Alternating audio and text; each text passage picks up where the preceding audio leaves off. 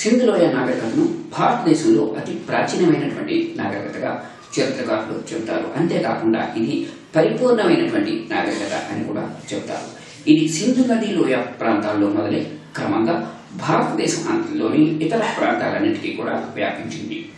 సింధు నది దానికి ఉపనదులైనటువంటి చీనా, జీలం, రావి, సట్లెజ్, బియాస్ నదులు పంజాబ్, సింధు ప్రాంతాల్లో నేటికి కూడా వ్యవసాయ అభివృద్ధికి మూల కారణమైంది.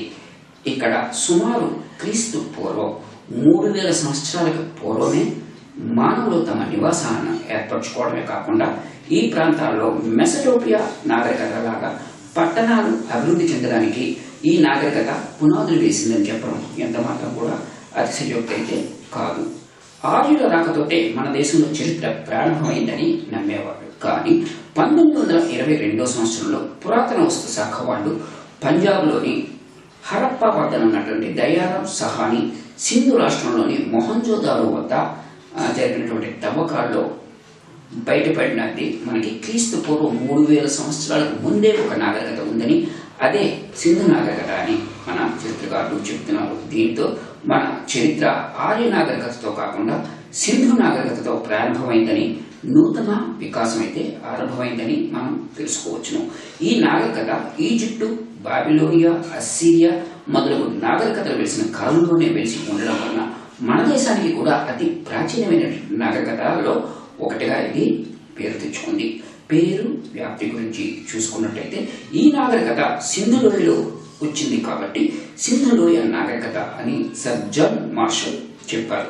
ఇది మొహంజోదారో, హరప్ప పట్టణాలందు ముఖ్యంగా తెలిసిలింది కాబట్టి మొహంజోదారో హరప్ప నాగరికత అని కూడా మనం దీన్ని చెప్పుకోవచ్చును. మన పూర్వీకులు దీన్ని అలాగే పిలవడం కూడా జరిగింది.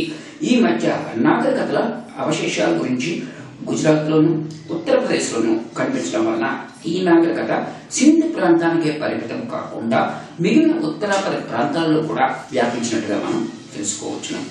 సింధు నాగరికత యొక్క ముఖ్య లక్షణాలు చూసుకుంటే ఇది పట్టణ నాగరికత అని మనకి తెలుస్తున్నది.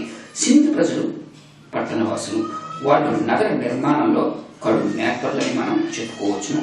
వీరి యొక్క పట్టణాలు సువిశాలమైనవి మరియు అందమైనదిగా ఉండి విశాలమైనటువంటి వీధులు కీరుపక్కల పెద్ద పెద్ద భవనాలు బారులు తీరి ఉండినట్లుగా మనకి తెలుస్తూ ఉన్నదన్నమాట. వీరికి బావులు, దీపపు స్తంభములు, అక్కడక్కడ చెత్త కుండీలు కూడా ఉన్నట్టు మనకి ఆధారాలు అయితే లభ్యమయ్యాయి. నగరంలో జనాలు వాడిన మురుకు నీరు బయటకు వెళ్ళిపోవడానికి భూగర్భ డ్రైనేజీల్లో కూడా ఉన్నాయి. అది కూడా ఇటుకలతో కట్టిన కాలువలను ఏర్పాటు చేయడం జరిగిందని కూడా మనకి చరిత్ర చెప్తున్నది. ఇక గృహ నిర్మాణం లేక ఇళ్ల గురించి చూసుకున్నట్లయితే పట్టణాల్లో వివిధ పరిమాణాలు గల అనేక రకాలైనటువంటి ఇళ్లు ఉన్నాయి. ఇందులో కొన్ని 2 లేక 3 అంతస్తులున్నాయి. కొన్ని అయితే కేవలం 2 గదులుగా మాత్రమే ఉన్నాయని కూడా మనకి తెలుస్తున్నది. పెద్ద పెద్ద ఇళ్లలో వంటల గదులు, స్నానపు గదులు, పడక గదులు, అలంకారానికి ప్రత్యేకించి గదులు కూడా ఉన్నామని మనకి తెలియచున్నది. ఇవే కాక ప్రతి ఇంటికి కూడా ఒక బావి అయితే ఉండాలని, ఇంటిలో మురుగునీరు వీధిలో అవతలికి పోవడానికి అవతల ఉన్నటువంటి మురుగు కాలంలో కలిసినట్టుగా కూడా వీళ్ళ కట్టడాలు ఉన్నట్టుగా మనకి తెలుస్తున్నది. వీళ్ళ కట్టడాలు చూసుకుంటే కాల్చిన ఇటుక, సున్నము, కలప ఉపయోగించేవారని, ఇంటి గోడలు వెడల్పుగా ఉండేవని కూడా మనకి తెలుస్తున్నాయి. ఆ వెడల్పు గోడల మీద మట్టి పూతను పూసేవారని కూడా మనకి చరిత్ర యొక్క ఆధారాలు తెలియజేస్తున్నాయి. ప్రజాహిత కట్టడాల గురించి చూసుకున్నట్టయితే ప్రజాహిత కట్టడాల్లో గొప్పది మొహంజోదారోలో బయటపడినటువంటి గొప్ప స్నాన వాటిక అని మనం చెప్పుకోవచ్చును. ఇది 180 x 180 x 8 అడుగులు.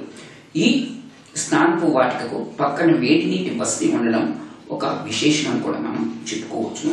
ఇది వాస్తు నైపుణ్యంలోనే చిత్రమైనదిగా సర్ జాన్ మార్షల్ పేర్కొన్నారు. ఇంకా పట్టణ వాసులందరికీ సరిపోయే వేదికలను కూడా ఏర్పాటు చేశారు. అంతేకాకుండా పెద్ద పెద్ద సభా భవనాలు, ధాన్యాగారం ఆనాటి ప్రజల నిర్మాణ కృషికి అద్దం పడుతున్నాయని చెప్పడం ఎంత మాత్రం అతిశయోక్తి కాదు. ఇంకా రాజకీయ పరిస్థితుల్ని చూసుకున్నట్టుగా అయితే హరప్పాలో బయటపడినటువంటి బలమైన దుర్గం వలన ఆనాడు చక్కటి రాజకీయ వ్యవస్థ ఉన్నది అని మనం తెలుసుకోవచ్చును. చక్కటి నమూనా కలిగినటువంటి సుందరమైన పట్టణాలు, డ్రైనేజీ ఉండడం వలన ఆనాడు సమర్థవంతమైనటువంటి పరిపాలన వ్యవస్థ ఉన్నది అని కూడా మనం తెలుసుకోవచ్చును.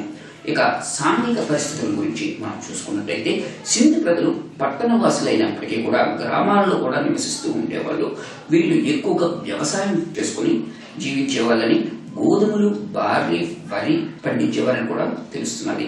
అంతేకాకుండా గోధుమలు, యువలు, పాలు, ఖర్జూరం, గొర్రె, కోడి, సిమపంది, ఎద్దు మొదలగు జంతువుల మాంసాలు, చేపలు, గుడ్లు మొదలైనవి కూడా సింధు ప్రజలు ఆహారంగా స్వీకరిస్తూ ఉండేవారని తెలుస్తున్నది. వీళ్ళు మస్టిక చేసుకున్నటువంటి జంతువులు ఏంటి అని ఆలోచిస్తే ఆవు, ఎద్దు అంటే అంబోతు, గొర్రె, ఒంటె, కుక్క, కోడి, గేదె ఇలాంటి జంతువులన్నింటినీ కూడా వీళ్ళు మస్టిక చేసుకుని పెంచుకుంటూ ఉండేవాళ్ళు. అయితే గుర్రం మాత్రం వీళ్ళకు తెలియదు కనుక గుర్రాన్ని మాత్రం వీళ్ళు ఎప్పుడు కూడా ఉపయోగించినట్టు ఆధారాలు అయితే కనిపించలేదు. ఇక లోహాల విషయానికి వచ్చినట్టుగా అయితే సింధు ప్రజలకు ఒక ఇనుము తప్ప మిగిలిన లోహాలు అన్నీ కూడా చాలా బాగా తెలుసును అని తెలుస్తున్నది. వీళ్ళు ఎక్కువగా బంగారం, వెండి, రాగి, సీసము, కంచు, తగరము మొదలైన అన్ని కూడా వీళ్ళు లోహాలుగా ఉపయోగించారు. అవి కూడా ఆభరణాల్లోనూ ఇంటి తయారీ వస్తువుల్లో కూడా వాడినట్టు మనం తెలుసుకోవచ్చును. ఇంకా దుస్తుల గురించి చూసుకున్నట్టయితే నూలుతోనూ ఉన్నితోనూ తయారు చేసిన దుస్తులనైతే వీళ్ళు ఎక్కువగా ధరించేవారని తెలుస్తున్నది. వాళ్ళ దుస్తుల్లో 2 వస్త్రాలు ఎక్కువగా ఉండేవి. ఆభరణాల గురించి చూసుకున్నట్టయితే స్త్రీ పురుషులిద్దరూ కూడా నగలు ధరించేవారట. కంఠాభరణాలు, మురుగులు, ఉంగరం, కడియాలు స్త్రీ పురుషులిద్దరూ కూడా ధరించేవారట. ఈ ఆభరణాలన్నీ కూడా బంగారం, వెండి, లోహనాలతో తయారు చేయబడ్డాయట. అయితే వడ్డానం మాత్రం ఆడవాళ్ళు మాత్రమే ధరించేవారు. అది కూడా విలువైన అమెజాన్, ఇగిటు మొదలు రాళ్లతో తయారు చేసినటువంటి ఆభరణాలు అయితే వాళ్ళు ప్రత్యేకంగా వాడినట్టు తెలుస్తున్నది. ఇంకా సింధు ప్రజలు అలంకార ప్రియులు. సింధు ప్రజలు అలంకార ప్రియులు అని చెప్పడానికి పురుషులు ఎక్కువగా గిరజాల జుట్టు పెంచుకునే వాళ్ళట. తరచుగా గడ్డం, మీసం తీసేవారు. స్త్రీలు సాధారణంగా జడలు అల్లుకుంటూ ఉండేవారట. కొందరైతే ముడి కూడా వేసుకుంటూ ఉండేవారట. అద్దము, దువ్వెన, కాటిక, సుగంధ ద్రవ్యాలు, లేపనము, జడపిన్నులు, పెద్దలు వేసుకునేటువంటి రంగులు కూడా వీళ్ళకి అలంకారంగా ఉపయోగించేవారని తెలుస్తూ ఉన్నది. అలంకార చేసుకోవడంలో సింధు స్త్రీలు నేటి మన ఆధునిక స్త్రీలు ఏమాత్రమూ తీసుకోరని మన చరిత్రలో తెలుస్తున్నదని ఆర్సి మంజుదార్ నొక్కి వక్కానించడం అయితే జరిగింది. ఇక గృహానికి పనికి వచ్చేటువంటి ఉపయోగకరణాలు చూసుకున్నట్టయితే ఇళ్లలో ఎక్కువగా పలు రకాల పాత్రలు, విశేష సాధన సామాగ్రి ఉపయోగించేవాళ్ళు. ఇవి రాగి, కంచు లాంటి లోహాలతో తయారు చేసేవాళ్ళు. ఇంకా పింగాణి, మెత్తని రాతితోటి, మట్టితోటి కూడా ఎక్కువగా తయారు చేసినవి ఉపయోగిస్తూ ఉండేవారట. ఇలా ఉపయోగించిన వాటిలో ముఖ్యమైనటువంటి జాడీలు, కూజాలు, పళ్ళాలు, కొండలు మొదలైనవి కొయ్యతో తయారు చేసినటువంటి కుర్చీలు, బల్లలు ఇంటి వీధి గదిలో అమర్చుకునేవారని తెలుస్తూ ఉన్నది. ఇంకా అలాగే ఆయుధాల గురించి తెలుసుకున్నట్టయితే వీళ్ళు ఎక్కువగా శత్రువులను చంపడానికి ఉపయోగించే ఆయుధాలనే వాడారు. అవి ఏంటంటే గొడ్డలి, ఈటె, బాకు, బరిసె, విల్లంబులు, కత్తులు ఇలాంటివన్నీ కూడా రక్షణ ఆయుధాలైనటువంటి కవచము, డాలు, శిరస్త్రాణము అని తెలుస్తూ ఉన్నది. అయితే వినోదాలు వీళ్ళకి ఎక్కువగా సింధు ప్రజలకి వినోదం కలిగించే వస్తువులు ఏంటంటే సంగీతం, నాట్యం, వేట, పాచికలాట, చదరంగం, యుద్ధుల పోట్లాట, పెద్దల వినోదాలు. ఇక పిల్లల విషయానికి వస్తే బండ్లు, మనుషుల, జంతువులు, బొమ్మలు, బంతులు వీటితో పిల్లలైతే ఆట వస్తువులు ఉపయోగించి ఆడుకుంటూ ఉండేవారట. తూకపు రాళ్లను, కొలత బద్దలను తమ వ్యాపారంలో విరివిగా ఉపయోగించినట్టుగా మనకి తెలుస్తున్నది. అలాగే వీళ్ళ ఆర్థిక పరిస్థితిని చూసుకున్నట్టయితే సింధు ప్రజలుకి ఎద్దుల బండి, పడవ ప్రయాణం సాధనాలుగా ఉంటూ ఉండేవి.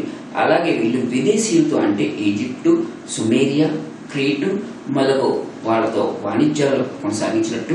వీళ్ళ పరిశ్రమల గురించి చూసుకున్నట్టయితే నేత పరిశ్రమ, అద్దకపు పరిశ్రమ, పింగాణి పరిశ్రమ వీళ్ళ ముఖ్య పరిశ్రమగా మనం చెప్పుకోవచ్చును. వీళ్ళ వృత్తులు చూసుకున్నట్టయితే వడ్రంగి, కుమ్మరి, కమ్మరి, కంసాలి మొదలగు వృత్తులు కూడా వీళ్ళు చేశారు. అంతేకాకుండా నౌకాయానం చేయడం కూడా వీళ్ళకి చాలా ఉత్సాహంగా ఉంటుందని మనకి తెలియజేస్తున్నారు. అలాగే ఇక సాంఘిక వ్యవస్థ గురించి చూసుకున్నట్లయితే సింధు ప్రజల సాంఘిక వ్యవస్థ గురించి అయితే మనకి చరిత్రలో ఎక్కడ కూడా తెలిసినట్టు ఆధారాలు అయితే లేవు. కానీ సంఘంలో వృత్తులు లేక వర్గాలు ఉన్నట్టుగా మనం తెలుసుకోవచ్చును. ఇంకా వీళ్ళ కళ గురించి చూసుకున్నట్టయితే వీళ్ళు మట్టి పాత్రల మీద చిన్న చిన్న చిత్రకళల రూపంలో వేశారు. అలాగే కంచు రాతితో చేయబడినటువంటి విగ్రహాలు కూడా వీళ్ళ కాలంలో మనకి లభ్యమయ్యాయి. వాటిని బట్టి వీళ్ళకి కళాభిరుచి ఉన్నట్టుగా కూడా మనం తెలుసుకోవచ్చును. ఇంకా లిపి, పైసా పరిమాణం గల బిళ్ళలు అంటే ముద్రలు, సీల్స్ అంటాము. సింధు లోయ ప్రాంతంలో జరిగినటువంటి తవ్వకాలు ఎక్కువగా దొరికాయి. వీటి మీద జంతువుల బొమ్మలు, 1-2 పంక్తుల లేఖనాల లిపి కూడా ఉన్నట్టుగా మనం తెలుసుకోవచ్చును. ఈ లిపి చిన్న చిన్న బొమ్మల్లో కనిపించడం వల్ల దీనిని చిత్రలిపి అని కూడా చెప్తూ ఉంటారు. ఈ లిపిని ఇంతవరకు కూడా డీకోడ్ చేసింది ఎవరు చేయలేదట. కొంతమంది మాత్రం ఈ లిపిలో నుంచి తమిళ భాష పుట్టింది అని చెప్తున్నారు. మరికొందరైతే ఇది అశోకుడి కాలం నాటి బ్రహ్మీ లిపి అయి ఉండవచ్చును అని కూడా అంటున్నట్టుగా తెలుస్తున్నది. ఇక మత పరిస్థితుల గురించి చూసుకున్నట్లయితే ఆదిశక్తి వల్ల ముఖ్య దేవత. ఇంకా వీళ్ళు పశుపతిని, శివలింగాన్ని, పశు పక్షాదులను, నాగుపాములను కూడా ఆరాధించినట్టుగా తెలుస్తున్నది. నరబలులు, ఎద్దు బలులు కూడా ఇచ్చేవారట. అలాగే మరణించిన వారిని భూస్థాపితం చేయడం కానీ, దహనం చేయడం కానీ, లేక మిగిలిన వారిని పూచిపెట్టడం కానీ చేస్తున్నట్టుగా మనకి తెలిసింది.